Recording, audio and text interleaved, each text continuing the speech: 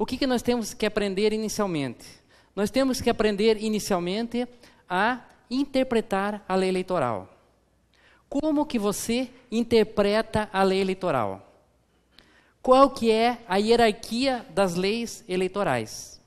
Você que é bacharel em Direito, com certeza, na faculdade, vocês aprenderam na faculdade a interpretação da lei.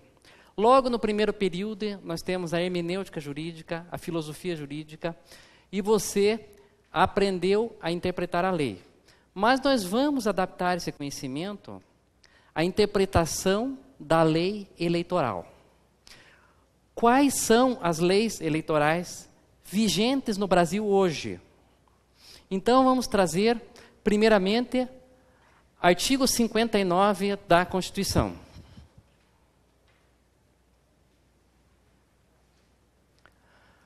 O artigo 59 da Constituição prevê que, digamos que você está com um problema de direito eleitoral. Você está com uma questão de direito eleitoral e você tem que resolver. Qual é o primeiro lugar que você vai procurar a resposta? O primeiro lugar que você vai procurar a resposta é na própria Constituição. Depois, nós vamos procurar a resposta não encontrada na Constituição, nas emendas à Constituição. Daí você vai dizer, professor, mas as emendas estão encartadas dentro da Constituição. Nem sempre. Às vezes existem normas nos atos das disposições constitucionais transitórias das emendas. As emendas, às vezes, se aplicam temporariamente. Em eleitoral acontece bastante isso. Depois nós temos as leis complementares, as leis ordinárias, as leis delegadas, medidas provisórias, decretos legislativos e resoluções. O que dessas categorias que existe em direito eleitoral? Existem normas de direito eleitoral na Constituição, nas emendas à Constituição, nas leis complementares, e nas leis ordinárias. Leis delegadas, não existe nenhuma lei eleitoral delegada. Medidas provisórias de caráter eleitoral também não existe. Por quê? Porque é proibido a Presidência da República editar medida provisória em matéria eleitoral. É vedada pela própria Constituição. Decretos legislativos, por incrível que pareça, nós temos um decreto legislativo que trata de direito eleitoral. É as eleições para o Parlamento do Mercosul, que já eram para ter ocorrido em 2014 e ainda não foi regulamentada. Então, as eleições para o Parlamento do Mercosul foram aprovadas por um decreto legislativo, uma vez que se trata de uma convenção internacional. Resoluções, aqui se fala resoluções do Congresso Nacional, nós não temos nenhuma resolução que trate de direito eleitoral.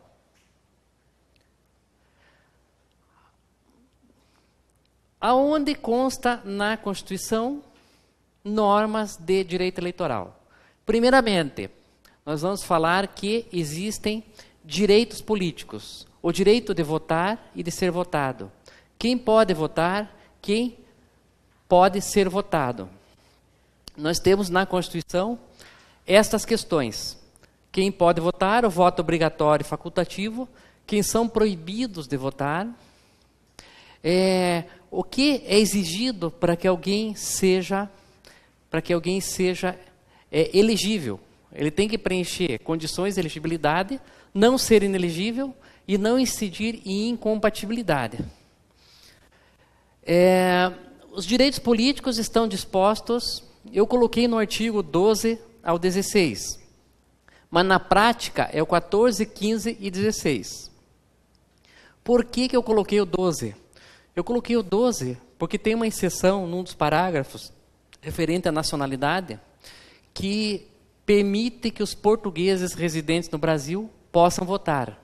A princípio não podem ser votados. Então, o português residente há 3 anos no Brasil, se quiser, ele pode exercer os direitos políticos no Brasil, aqui no Brasil, ele pode votar, mas não pode ser votado. E por que não pode ser votado? Porque não existe reciprocidade. O brasileiro não pode ser eleito para nenhum cargo em Portugal. Então, por isso que o português não pode ser eleito no Brasil, mas ele pode votar. E o brasileiro pode votar lá. O brasileiro que vota lá em Portugal, ele tem o título político, direitos políticos suspensos no Brasil. E o português que vota no Brasil tem os direitos políticos suspensos em Portugal. Então eu coloquei 12 ao 16, embora na prática a gente se aplique o 14 ao 16.